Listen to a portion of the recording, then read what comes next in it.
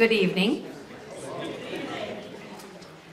It is my great pleasure to welcome you all on behalf of the Concord Free Public Library Corporation. We are thrilled to have such a large crowd. It's just wonderful. It keeps getting better and better. Okay.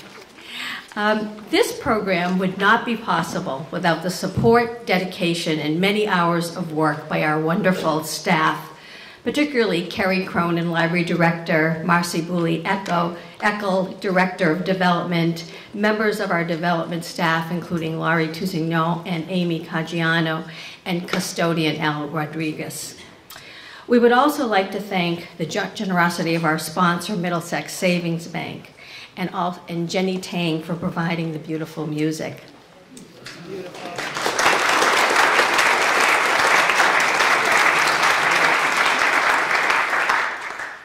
While some of our exhibitions focus on well-known luminaries such as Emerson and Thoreau, in many ways this exhibition truly highlights what is unique and important about the Concord Free Public Library Special Collections and its role in interpreting materials related to the cultural history of Concord.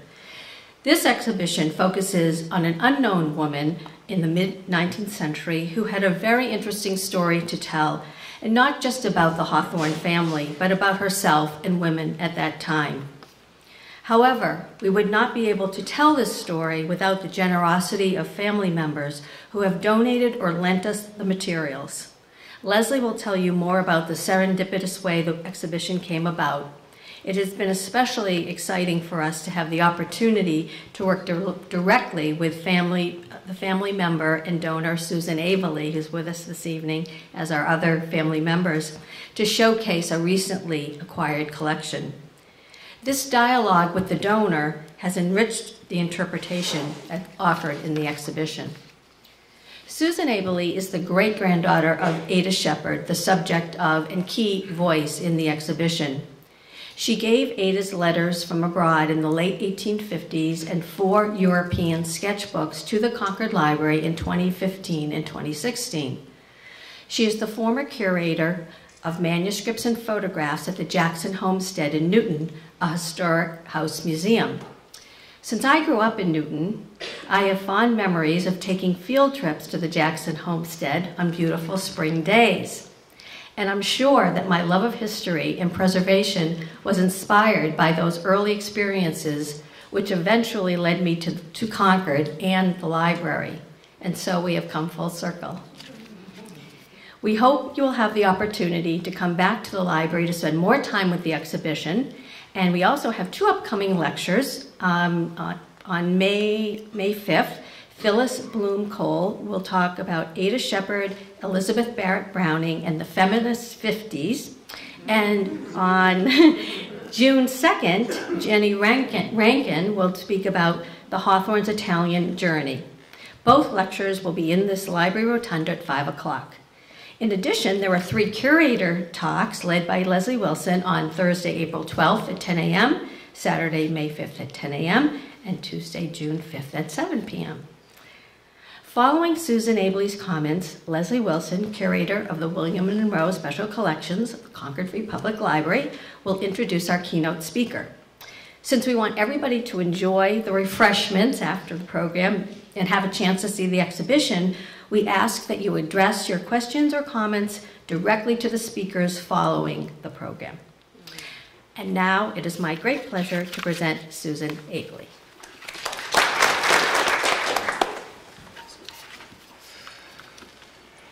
I've had just a, oh, wait a minute.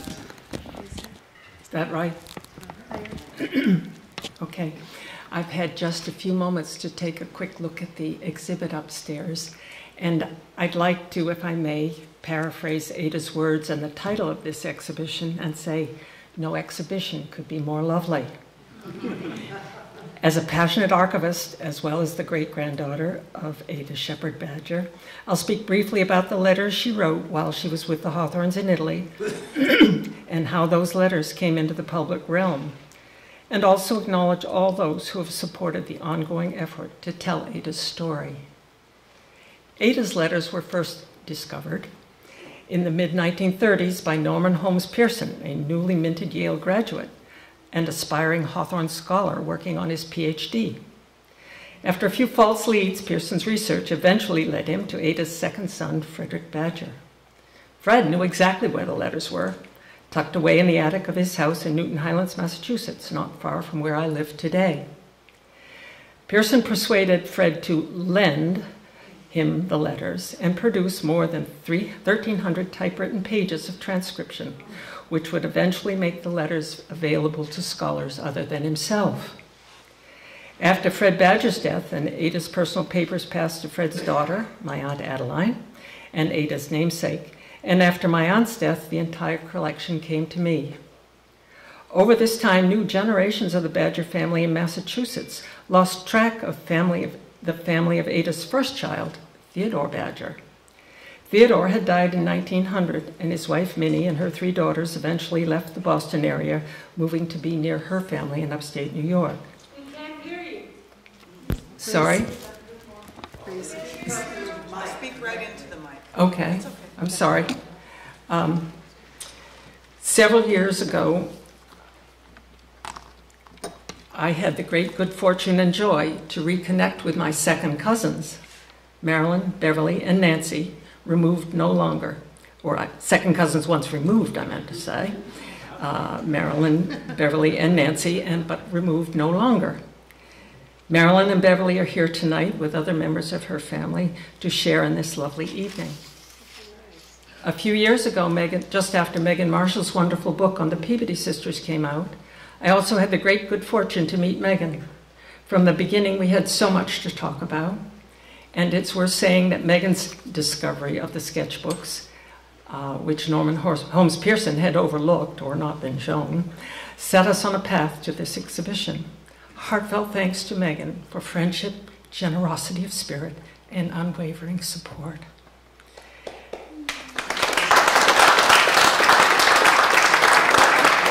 And there is a quaver in my voice as I say this.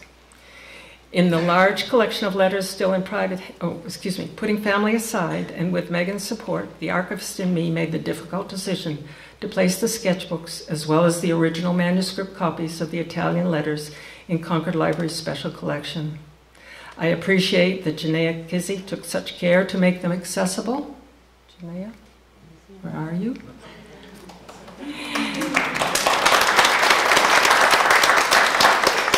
Her extensive finding aid is available on the library website.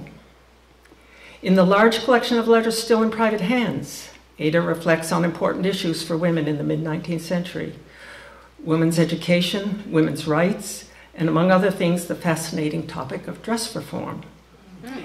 Ada had a bloomer dress, and much to the great dismay of Antioch's president, Horace Mann.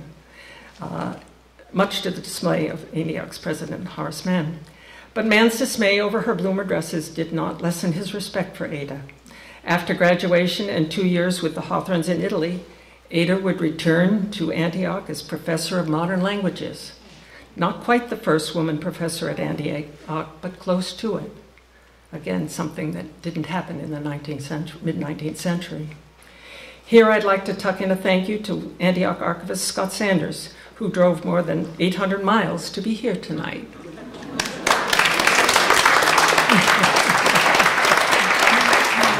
Scott has been a wonderful friend to me and to Ada, as well as a tireless advocate for Horace Mann's great experiment that gave women an opportunity for co-education. Last fall, Scott hosted Marilyn and her sister Nancy and me for a wonderful week-long immersion in all things Antioch, a trip made possible by a live arts grant from the Boston Foundation that was given to Marilyn. At Antioch, I walked on the campus and in the nearby Glen, searching for Ada. Renowned for its wild beauty, the Glen was a fraught location in Ada's time. Women and men studied together in the classrooms, but were forbidden to walk together in the secluded Glen. Things were tough back then. Ada's journey from the Glen at Antioch to the Villa Monteuto in Florence and to the Concord Library is well documented, but she would be quite amazed that her sketchbooks would be the focus for this exhibition. It is in such exhibitions as this that the richness of Concord's special collections are revealed. Nathaniel Hawthorne, speaking about Ada, told the astronomer Maria Mitchell that she is unspoiled. Mitchell herself told Ada that she was a young woman worth knowing. As a brief aside, Mitchell herself was a woman worth knowing. Self-educated as an astronomer, she received credit for discovering a comet and worked for 20 years as the computer of Venus for the Smithsonian Institution. In 1861, she became professor of astronomy at the newly chartered Vassar College, another important first for women. In conclusion, I offer heartfelt thanks to Leslie Wilson for the fragrance of jasmine evoking sensual memories of Florence, for her love of archives, for her careful reading of Ada's letters, and for letting Ada speak for herself as a young woman worth knowing. Bravo.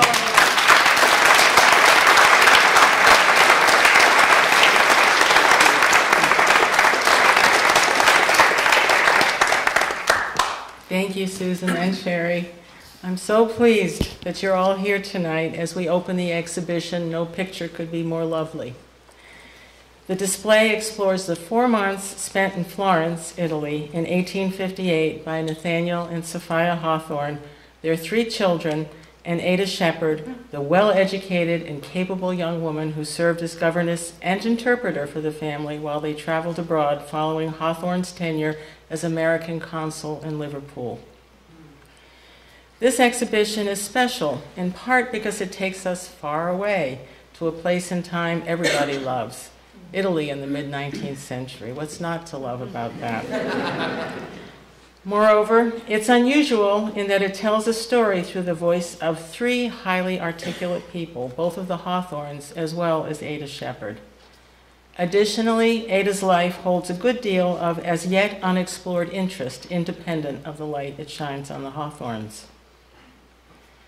The display stands out for me in another way, too. I've particularly enjoyed the opportunity it's provided to engage in a dialogue with a group of sympathetic and collaborative others whom I think Ada also would have enjoyed knowing. Susan Abele, Ada Shepard Badger's great-granddaughter, author of an article about her for the Nathaniel Hawthorne Review, and donor to the Concord Free Public Library of Ada's Italian letters and sketchbooks, has been a great source of enthusiasm, moral support, and information throughout the planning process for the exhibition. Biographer JuneMegan Marshall, who delivered a paper about Ada's sketchbooks in Italy in 2012, and who first brought Susan to the William Monroe Special Collections, tagging along with one of Megan's classes several years ago, has provided expertise, advice, and camaraderie. Marilyn Arsom, a great-great-granddaughter of Ada, graciously lent Ada's book of dried pressed flowers for the display. Phyllis Blum-Cole and Jenny Rankin, and there's Phyllis, have been generous in agreeing to take part in programming related to the exhibition, and Kathleen Lawrence, a specialist on artist Louisa Lander, in sharing her knowledge about Lander. Throughout the Ada project, I've enjoyed significant library support as well.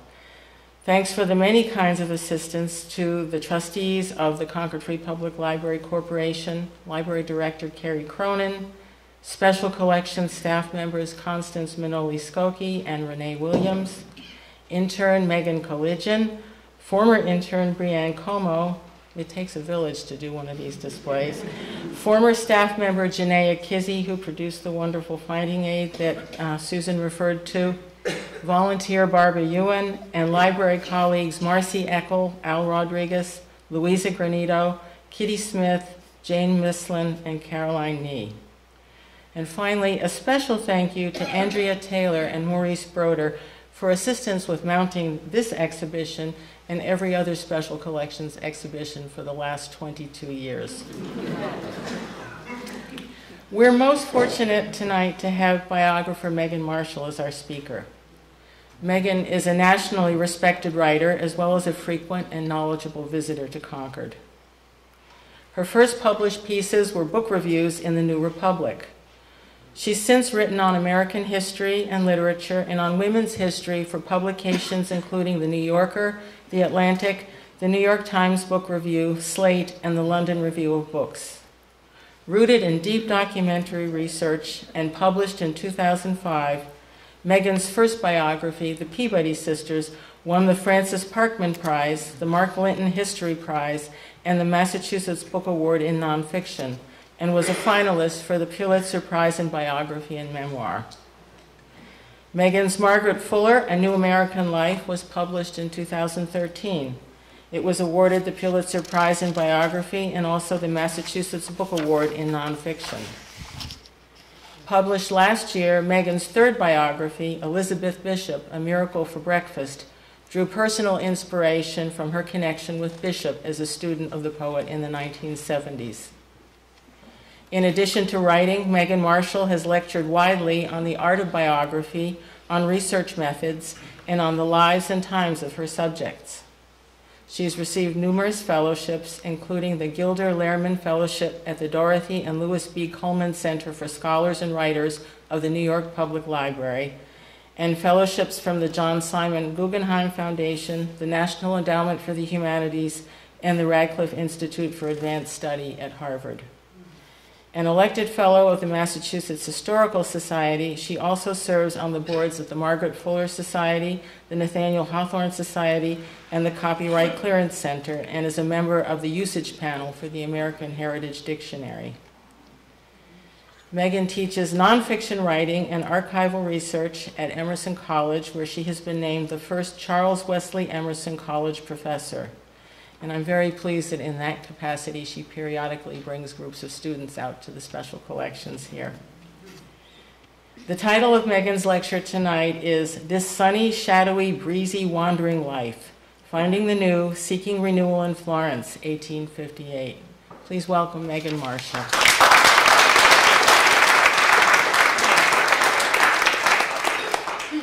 Thank you, Leslie, for that great introduction, and Susan for your remarks. I'm following two tall women. I'm not a third quite as tall woman, but thank you all for being here, and what a wonderful day, and who could think that it would snow on April 6th, just when we have jasmine blooming up in the exhibit. You'll have to go up and smell it. Put down my props.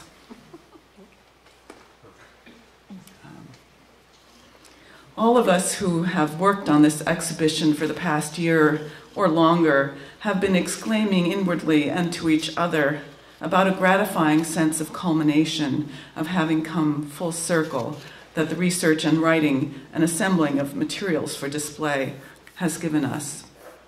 For me, this was an adventure in recalling my own travels to Florence to trace the path of the Peabody sisters. Sophia was a Peabody sister. And I went and looked at my, I'll show you my own album. It was not a sketchbook, but I found this photograph in there. I was lucky to get to visit the Villa Monte Uto, where the Hawthornes stayed for the second half of their summer in Florence, and I'll tell you more about that later. I wasn't sure exactly when I had gone. I knew that I started working on the Peabody sisters in 1985, and I thought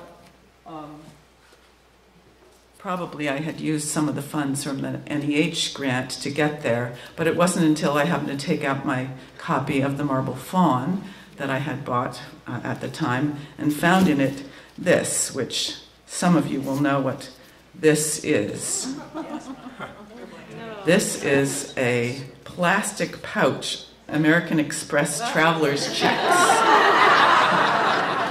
When did you last use those? And luckily inside it didn't have any traveler's checks, but it said June 3rd, 87. So that's when I guess I must have been there tracking the Hawthornes.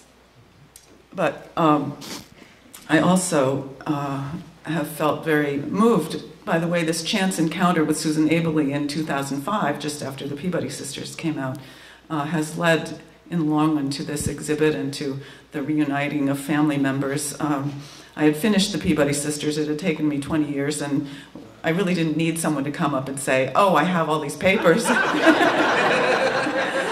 And luckily, Susan wanted to deal with the papers herself, pretty much. She just wanted my advice. But that led to my ultimately looking and our, all sorts of things. You'll see just how wonderful they are up there. This slide exhibit is going to show, or the slideshow will show you in larger form, some of the images from Ada's sketchbooks, as well as bringing in some of Sophia Peabody's artwork and bringing sort of the young and the old together in Florence in or the older, I shouldn't say, together in Florence in 1858. I also need to thank Susan Abele and Leslie Wilson for their help with this research. I really was leaning on them heavily, as well as on the work of Julie Hall, a Hawthorne scholar who has specialized in Sophia Hawthorne's Italian journals. So I will start in now. Writing in 1879 about the marble faun, which Nathaniel Hawthorne composed largely during the summer he spent with his family in Florence during 1858, Henry James noted that the book was a great success, and it has probably become the most popular of Hawthorne's 4 novels. It is part of the intellectual equipment of the Anglo-Saxon visitor to Rome, and is read by every English-speaking traveler who arrives there, who has been there, or who expects to go. As you'll see from the exhibit upstairs, editions of the Marble Faun were published as guidebooks, or even do-it-yourself photo albums. You could get a bunch of kind of postcards and stick them in. Perhaps feeling competitive when faced with the success of this first notable American novel to claim a field that James would soon dominate, that is, bringing Americans and Europeans into fictional proximity, James was critical of the work, feeling, as most critics do now, that it was not as strong as Hawthorne's 3 earlier American novels. The Marble Faun was a charming romance marred by an almost fatal vagueness. Who is he to call? Is this someone fatally vague? Anyway, and written from the vantage point of someone who didn't really know Europe, as James felt he did. But James did love 3 of Hawthorne's 4 main characters, and admitted that some of the finest pages in all Hawthorne are to be found in it. In the 20th century, The Marble Faun ceased to be Hawthorne's bestseller and has been the least studied of the 4 novels, never meriting a Norton critical textbook edition. But I suspect this might change in the 21st century as transatlantic and border-crossing literature has become hot. At any rate, I found a lot to enjoy in the novel on my recent rereading, even though I was looking at this yellowed, crumbling paperback. Including the long sentence from which the title of my talk is taken, issued by the narrator, a sculptor named Kenyon, who is beginning to see that his days as a footloose artist in Italy are numbered. And this is the full sentence. This sunny, shadowy, breezy, wandering life, in which the artist seeks for beauty as his treasure and gathers for his winter's honey what is but a passing fragrance to all other men, is worth living for, come afterwards what may. Indeed, the Hawthorne family's summer in Florence in 1858 was an idyll worth living for. Afterward, things didn't go as anyone expected. But tonight we'll concentrate on this Edenic summer when, as Sophia Hawthorne wrote to her sister Mary Mann, Mr. Hawthorne has become himself again. I find him again as in the first summer in Concord at the old manse. That's pretty hot. The Hawthorne son Julian, who was 12 years old in 1858, wrote decades later in his biography of his parents, I believe this to have been, upon the whole, the happiest period of Hawthorne's life. But we're not here to talk solely or even much at all about Nathaniel Hawthorne. This exhibit is a triumph of what I think of as the lesser lives school of biography. I take the phrase from the title of Diane Johnson's wonderful improvisatory biography of Mary Ellen Peacock Meredith, wife of the poet George Meredith, daughter of the novelist Thomas Love Peacock, lover and muse to the pre-Raphaelite painter Hugh Wallace. In the first pages of Lesser Lives, Diane Johnson writes, many people have described the famous writer presiding at his dinner table in a clean neckcloth. He is famous. Everybody remembers his remarks. He remembers his own remarks, being a writer, and notes them in his diary. We forget that there were other people at the table, a quiet person, now muffled by time, shadowy, whose heart pounded with love, perhaps, or rage, or fear when our writer shuffled in from his study, whose hands, white-knuckled, twisted an apron, whose thoughts raced. When you look at the dramatic marble bust of Nathaniel Hawthorne upstairs in the exhibit room, done by Louisa Lander, many of you know it because is it usually out in the reference room, done by Louisa Lander while the novelist was in Italy, he may seem to be that sort of commanding, demanding presence, a famous writer. But as many of you know, Nathaniel Hawthorne, though extremely handsome, was a shy man, most comfortable in his small family circle, one that was filled with others keeping diaries and also sketchbooks. As Diane Johnson wrote, "A lesser life doesn't seem lesser to the person who leads one." In 1857 and 1858, Nathaniel Hawthorne welcomed Ada Shepard into his family as governess to his 3 children. One way Ada knew she would be treated as a full member of the family was Sophia Hawthorne's gift to her of small blank sketchbooks, such as all the family members, but Nathaniel, used for recording impressions with pencil on their European tour. Let's see if we can change a slide. Okay. This is Ada Shepard about a year before, around the time that she met up with the Hawthornes. Anne Adeline, is that Adeline, would you say? Anne Adeline Shepard. Yes. I didn't know whether to say Adeline, but Adeline. Anne Adeline Shepard was born in Dorchester in 1835, the 5th of 10 surviving children of Anne and Otis Shepard, who operated a bakery at the foot of Meeting House Hill. As a teenager, Ada often walked into Boston from Dorchester to hear Theodore Parker's sermons, and she was inspired by the speeches of women's rights advocate Lucy Stone and abolitionist William Lloyd Garrison. She excelled in her neighborhood schools and at 16 enrolled a few years earlier than most other students at the new West Newton Normal School, a teacher training institute established as part of Horace Mann's educational reform program. A strong scholar and popular student with her classmates and teachers, Ada came to the attention of Mary and Horace Mann, who lived near the school and who were preparing to move to Antioch, Ohio, where Horace Mann would become the first president of the new coeducational college there.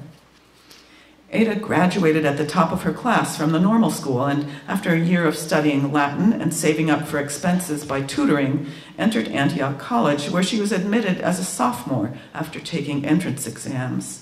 She graduated from Antioch in 1857 at 22, also as a top scholar. While at Antioch, Ada had joined a coeducational literary society, which required writing essays and delivering them in front of the group, as well as engaging in public debate. She wrote of her trepidation to her sister Lucy, but told herself, "I think it will be good for me to do things which are difficult for me." Ada did so well at Antioch that she was invited to come back to teach foreign languages. She gave a graduation speech called "All Success is Partial Failure," the title adapted from a line in Elizabeth Barrett Browning's Aurora, Leigh. This was Antioch's first graduation ceremony, and Ada shared the stage with Unitarian minister Henry Bellows, who gave the commencement address. In her speech, Ada stated the challenge she and her fellow college graduates faced. How to make our actual correspond to the ideal, which our innate love of the great and good and beautiful has created, forms the grand problem of life. We learn and grow stronger from disappointment, she argued. There was never a failure which we may not make the instrument of a future success. We should remember that. In order to conform to contemporary expectations of women speakers, Ada sat and read her text, rather than standing and reciting like a man, which Mary Mann assured her made the result appropriately womanly.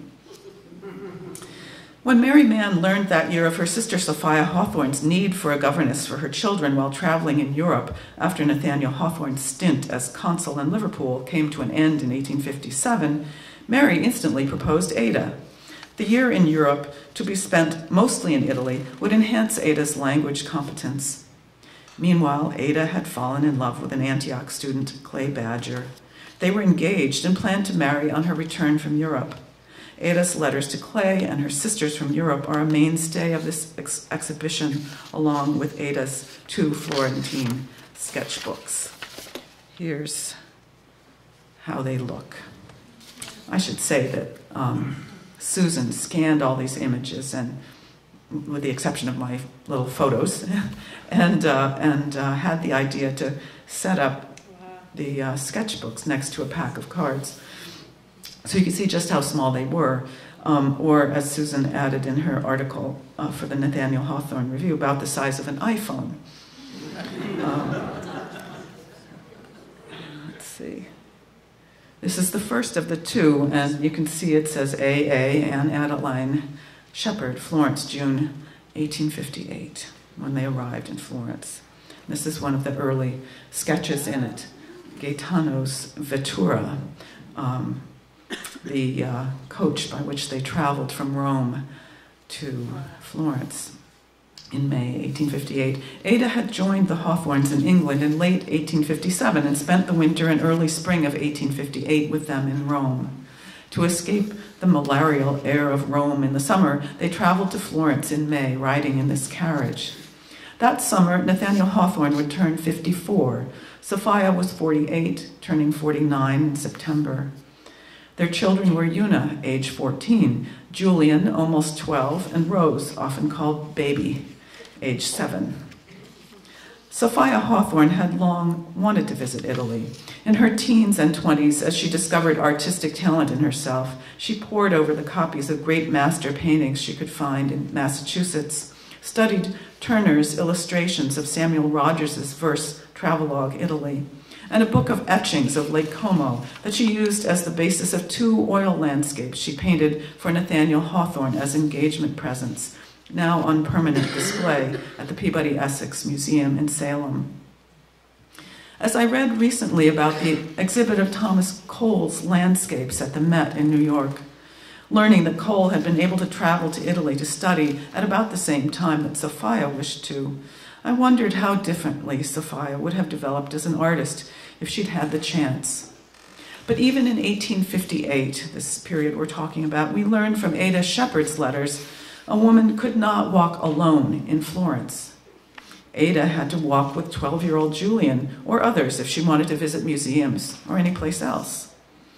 The 2 independent-minded women artists Nathaniel Hawthorne depicts in The Marble Faun could only have existed in Rome, and in no decade earlier than the 1850s. With Ada sometimes serving as interpreter, the Hawthornes had toured museums and churches in Rome, but for all of them, Italy was remembered most fondly for their summer in Florence. So they arrive, and this is one of the first sketches, chimney opposite my window in the Casa del Bello. Here we are at last, Ada writes in her journal, in these splendid rooms where we are to make ourselves at home for the summer. We have spent the day in making arrangements with the help of the Powerses. So they found this house to stay in. It was across the street from Hiram Powers, the sculptor, best known at the time, quite famous for his female nude, The Greek Slave, which had toured England and America, attracting crowds by the thousands in the 1840s. The Casa del Bello had 13 rooms on its first floor, kitchen rooms below, and a garden. Sophia selected the best of the rooms for Nathaniel Hawthorne's study. And Sophia writes in her journal, the legend of this Casa del Bello is that there was a chief of the house so beautiful, the handsomest man in Florence, that he acquired the sobriquet of Il Bello.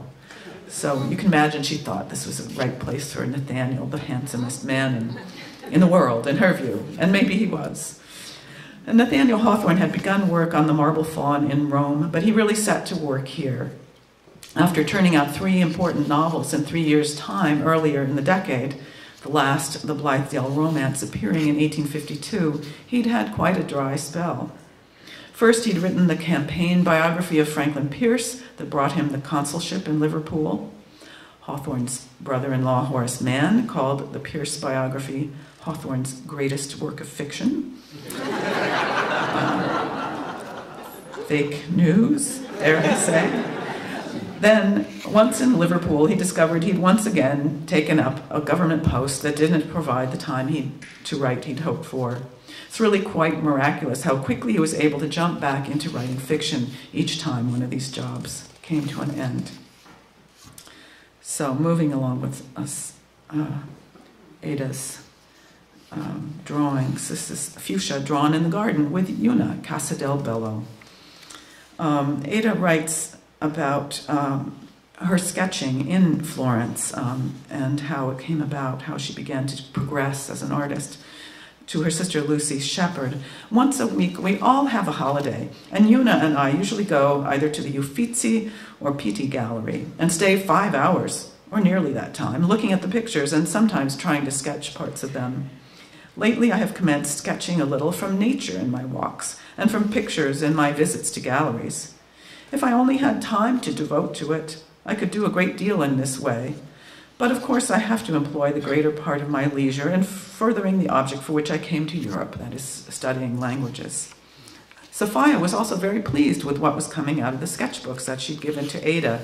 She wrote to Clay, Ada's fiancé, "It's delightful to see how Ada's artistic powers are blooming out under the Italian sun and dew. She has begun to sketch from nature and objects, and at once shows a finished touch and correct eye, though she has not practiced." We've tried very hard to figure out what Ada's background as an artist might be, and think that she probably did have drawing lessons just as a matter of course in school, as many people did. Sophia says, "Ada looks at everything creatively, actively, and in such a productive way." So we'll see this more as we get to some more complicated pictures. Here is the suspension bridge over the Arno. Ada wrote around the time of this sketch. "Early in the morning, Julian and I went to walk by the Arno, then came home and wrote letters, and in the afternoon I went out with him again." And then later she writes to Clay about being out later by the Arno. "I've been out with Julian this evening along the Arno. We stayed out all through the glorious sunset and even until the lamps were lighted all along the riverside. I was speechless with admiration as I stood upon one of the bridges and looked up and down the river at the lights reflected in the water, the soft, beautiful blue of the sky, and the domes and towers of the city, standing up so serenely and bathed in the rich sunset light which had not yet faded from behind the mountains." You can tell she's a good writer, too.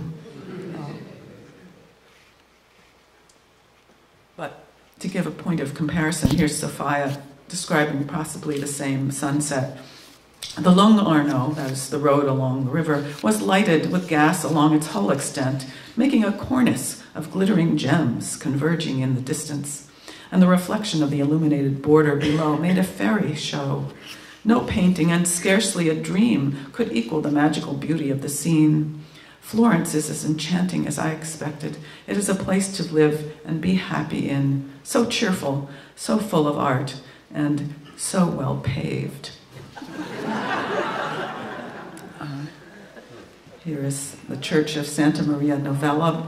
Have many of you been to Florence and seen these places? This is part of the excitement of this exhibit. Much hasn't changed. And then we see the Palazzo Vecchio, as seen from the Boboli Gardens. Fiesole is on the side of the hill that appears just beyond the palace. And I think where they were living, I meant to say, what is the street? The Via Fornace was where Hyman Howers' house was, and where they were living in the Casa del Bello. I think they were not too far from the, here we have the gardens over the wall of the Torrigiani palace or villa, and the Torrigiana Tower and the Palazzo Vecchio and Santo Spirito Church in the distance. Here she stops to draw the stone pine, a stone pine in the Boboli Gardens on Thursday, June 17th. They've been in Florence for a little less than 3 weeks. Una, baby, and I, baby, that's Rose, went to the Boboli Gardens this afternoon. Una and I sketched the cathedral and the stone pine while baby ran about. I spent the evening very idly, for which I did not reproach myself, much as my eyes ached.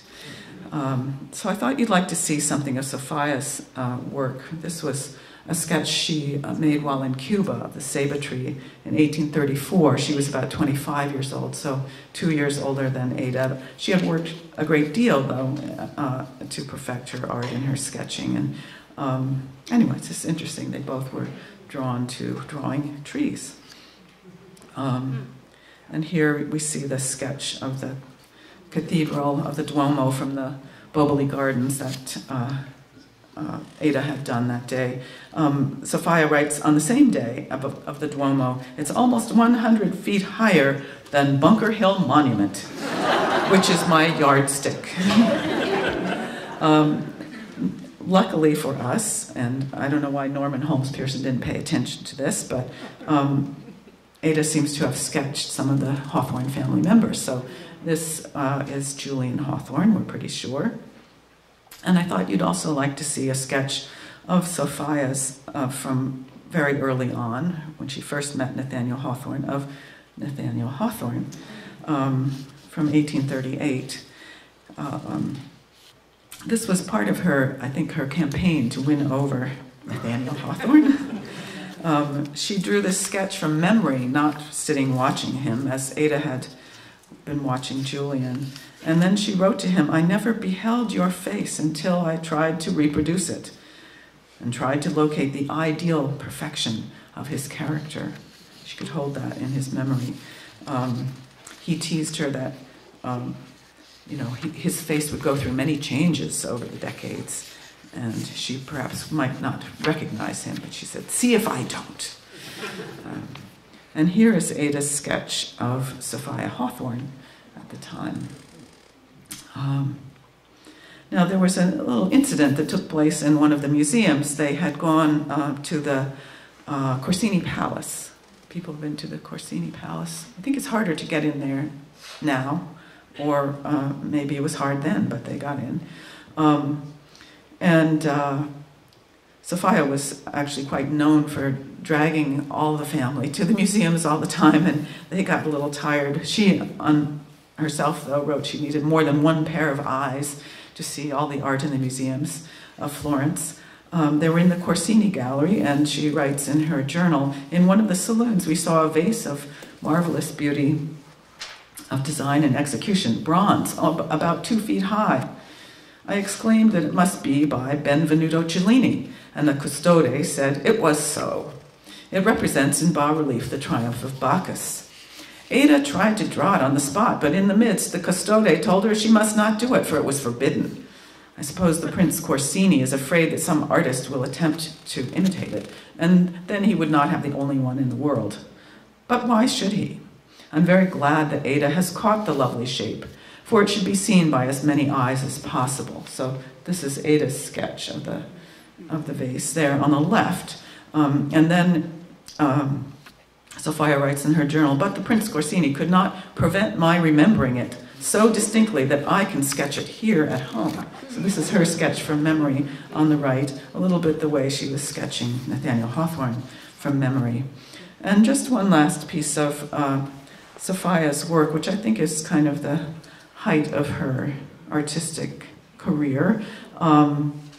This is a bust by Sophia of Laura Bridgman, the young blind and deaf girl who was, the sort of Helen Keller of the 19th century, a great star of Samuel Greeley Howe's Perkins Institute. And Sophia was commissioned to do this portrait bust in 1842. Now, the Transcendentalists didn't much value landscape painting. Why copy what nature provided on its own? Sculpture was the highest art, representing pure form and essential spirit. And I think this is why Sophia turned to sculpture shortly before she married Nathaniel, and then didn't make too much art after that. Hawthorne scholar Julie Hall, who's been very helpful in my research on Sophia in Florence, notes that in Sophia's journals, she describes sculpture as a fit medium of disembodied thought, a phrase that is more or less taken up by Nathaniel Hawthorne in The Marble Faun. So really, Sophia was Hawthorne's, Nathaniel's guide to art. Here we have another expedition that the family went on to Galileo's tower outside of Florence. Ada writes, I sketched the top of this tower as I stood at its base with Annie Powers, the daughter of Hiram Powers, and Una. And here on the back of the sketch, she has written an inscription that she found on the door of the house at the foot of Galileo's tower. I won't try to read it to you in Italian, because my Italian isn't as good as Ada's, or almost anyone's. But in translation, it says roughly, simple, forthright, for a good friend, a female friend. I am the enemy of pretense and false smile. Come in, honest man, through these thresholds. Here, without ceremony, courtesy welcomes you. I've been trying to figure out whether this is any kind of important writer's work, and the best I can figure out is that it's not. Just something that, you know, a little bromide put up on a door to make people feel welcome. But Ada copied it down, and I like to think maybe it was because of the female friend who's welcomed in the first of the couplets there. Now the Hawthornes, as you'll see upstairs, they'll see some of the Murray guides that were similar to those that they used in their travels. And this Galileo's tower is also mentioned there, and a different inscription that they must also have seen is translated from the Italian there. This is about Galileo's life there and his time in the tower. It says, here abandoned and neglected by his Medician protectors when he became the victim of papal persecution, but surrounded by a few faithful friends who received from his aged lips the last inspirations of his mighty genius, Galileo lost his sight and dwelt till he died. So I like to think of Nathaniel Hawthorne having read that inscription, and we all know how when they came back from Italy, they transformed the wayside by building a tower there, perhaps in imitation of Galileo's tower or of the tower that you'll see later in the Villa Monteuto, where they lived the second half of the summer. So here's one more view, landscape. This is Florence from the foot of Galileo's tower. And she describes this view in a letter to Clay the next day. There's the most beautiful view from its summit that I ever saw in my life. We can see all the beautiful city of Florence. And yesterday, the variety of color which these hills exhibited was perfectly wonderful. From the palest blue to the richest purple, every hue was represented. And to enhance the gloriously beautiful effect of the whole, the sun, near its setting, as we stood there, gilded the clouds that hung above it and cast that golden, mellow tint over everything that we have always heard of, read of, dreamed of as peculiar to Italian skies, but which no traveler or poet or painter can ever take home to those of another continent. So in midsummer, the Hawthornes moved again to escape the heat of the city, and Ada began a new sketchbook. They moved up into the hills in Bellasguardo. We'll get to the villa and tower, which Nathaniel Hawthorne used as a setting in the Marble Faun in a minute. But being up in the hills didn't stop them from socializing with Florentines, some of whom were up there as neighbors. Here is a copy that Ada made of Joseph Turner's profile likeness of Elizabeth Barrett Browning. And she found this likeness at the home of Isa Blagden, her villa in Bellasguardo.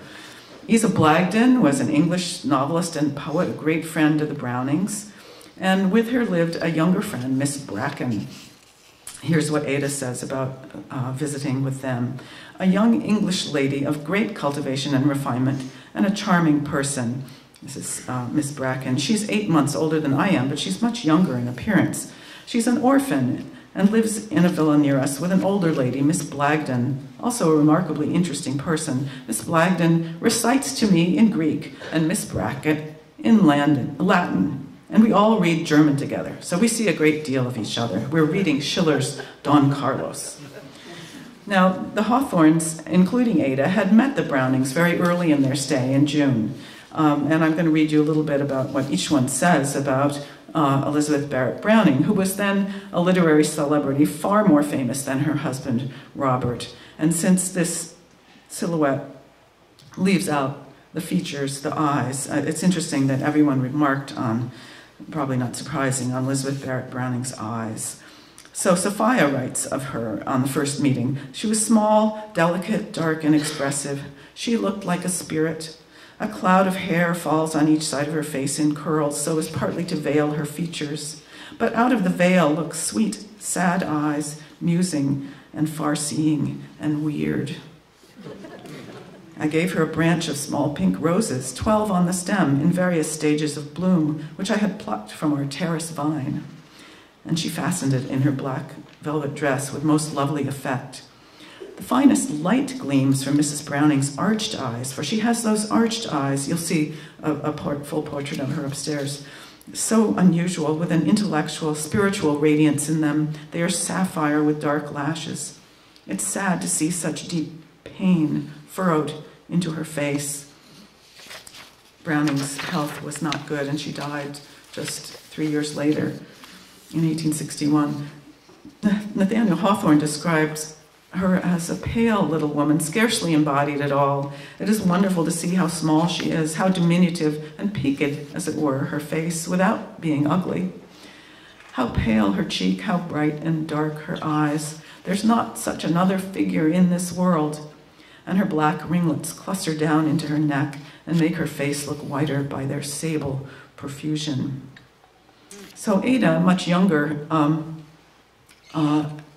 and who I suspect may have felt that Elizabeth Barrett Browning was even more of a star than Nathaniel Hawthorne, has this to say: Mrs. Browning received us very cordially. This is a letter to Clay, I can hardly feel as though I've really seen her and talked with her, standing in one of the very Casa Guidi windows, which she has immortalized. Ada is referring to the long poem about the first phase of the Italian Risorgimento, which Margaret Fuller had also witnessed and participated in. I can hardly believe that the dream I used to cherish long before I knew you, Clay, of seeing the author of Lady Geraldine's Courtship has tonight been realized. This is the poem that brought Robert and Elizabeth Barrett Browning together because Elizabeth had mentioned Browning's in that poem. She is very small and very pale and very ethereal looking. I never saw anyone who seemed more like a mere spirit. And of course, thinking back to Ada's graduation speech, which was taken the title from Aurora Leigh, just think how fantastic it was for her to be meeting Browning. Another neighbor, Lizzie Boot, little Lizzie Boot. Some of you may know about little Lizzie Boot. She was the daughter of American composer Francis Boot, who was the heir to the Boot Mills in Lowell, and who, as a boy, had gone to Sarah Ripley's school in Waltham, where Ralph Waldo Emerson was one of his tutors, at least according to what I read recently. Little Miss Boot grew up to be an artist and married her teacher, Frank Duveneck, who was introduced to her by Henry James. She died 2 years after that wedding, and Duveneck's tomb effigy marble sculpture, modeled on commission by her father for the MFA from the bronze on her grave in Florence, is at the MFA. You probably know it. Little Lizzie Boot grew up to be the model for Pansy Osmond in Portrait of a Lady. So here we have, I think, the final portrait that you'll see from her sketchbook tonight. In my show, an old woman spinning, and that's there because she says, whom I saw in my walk with Rose. And there's this sketch here that we think was probably Rose Hawthorne because they were walking together. Baby, 7 years old. Oh, sorry, I didn't mean to leave this one out. Sophia Hawthorne again, reclining, September 6th. This was after a fatiguing walk from Bellasguardo, back to Bellasguardo from the Boboli Gardens. Sophia writes in her journal, I thought I would come home a shorter way than my usual route, and so I went astray. For 3 hours I wandered wearily, and finally took the right turn. I have long been lying down in Ada's study, where she liked to write to Clay. upon a sofa which commands a distant view from the casement opening to the floor. What a land where rainbows are broken up and tossed among the mountains and valleys just for beauty. So now we'll get to the Villa Monteuto. The villa is on the hill called Bellesguardo, Nathaniel Hawthorne writes in his journals, about a mile beyond the Porta Romana, which Ada had sketched. Here it is.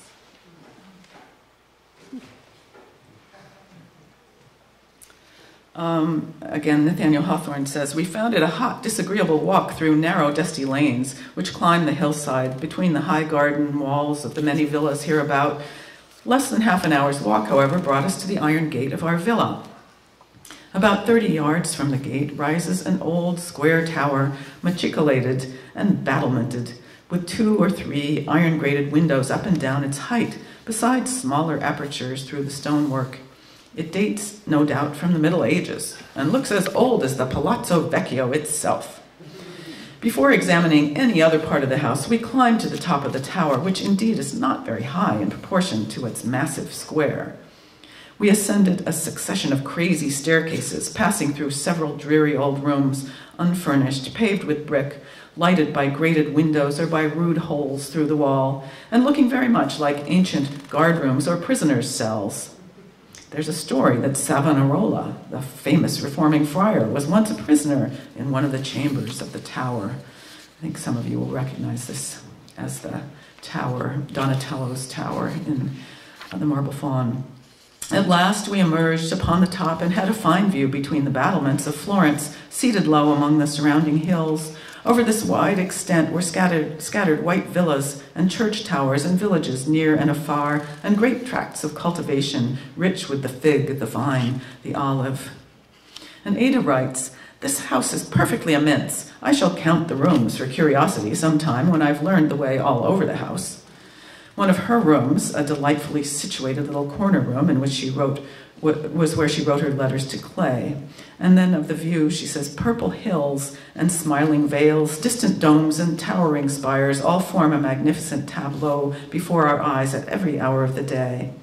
Pretty little cottages clustering among the olive plantations and vineyards, now and then a convent with its low bell tower, and usually its cypress grove, great serene pine trees standing up alone and clearly revealed to the minutest twig, resting against the delicate blue sky." This is the artist seeing now, the artist Ada.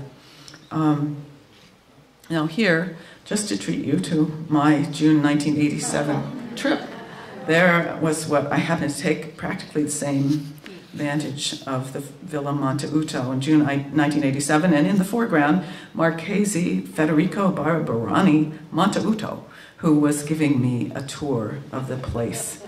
There's now, or at least then, there was an elevator in the tower, so no succession of crazy staircases. The villa had just been sold for condos to preserve, so that this Marchese could afford to preserve the family's other estate, an olive plantation farther out of the city. Now, Ada had actually assisted Sophia in arranging to rent the Villa Monteuto, writing in Italian to then the owner, Signore Conte Cavaliere Giulio Bamboloni da Monteuto. And she translated during a visit from the Count's representatives to the Casa del Bello, and then she, Una, Rose, and Ada met the young Count and his steward at the Villa Monteuto in mid-July to arrange for rental, moving in on August 1st. She said it was difficult because the Count thought he knew English, but didn't really, so it would have been easier if he would just talk to her in Italian. So just a few more images, and we'll come to a close soon. Here we have my bed in the Villa Monteuto. Wouldn't that be nice? And a sketch of the figure on the door of my room. And some more landscapes, a view from the Loggia, the second floor porch, I think, balcony of the Villa Monteuto out into the hillside. And here, Aurora Leigh's tower, drawn from the Loggia. So she was very pleased to say that Elizabeth Barrett Browning had said, definitely this is the one that she had in mind. And it's still there, as is the Villa Monte Uto. The convent of Monte Uliveto from the Loggia. And here's the tower and farmhouse of the Villa Monte Uto, so you can see more what Nathaniel Hawthorne meant by saying the tower really wasn't all that high compared to its broad proportions, its square. And then a last image of Ada's a section of the mountains that border the Val d'Arno, which I think is probably a view from the tower of the Villa Monte Uto, because I have a somewhat similar photo that I took from the tower after we went up in the very recalcitrant elevator. I thought we were going to be stuck or even plummet and have another modern day murder drama or something. But anyway, we made it to the top. So I want to close with a short passage from Ada's journal.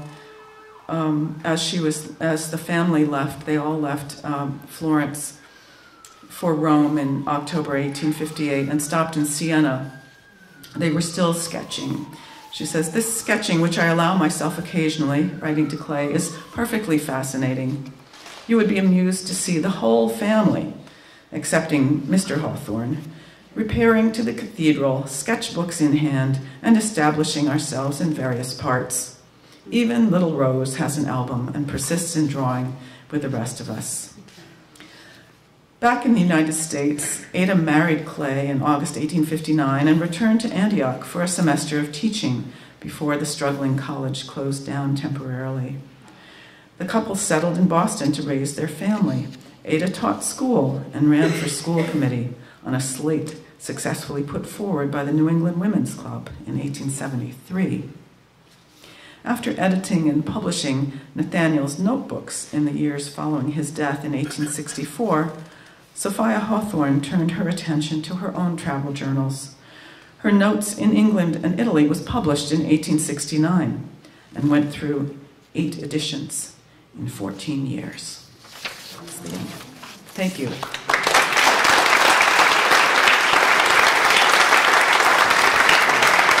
Now I hope you'll enjoy this wonderful party with a special drink called the Donatello that's on offer, and go up and look at the exhibit, see more of these images, and you're welcome to ask Susan questions, or me questions, or any Leslie, everyone.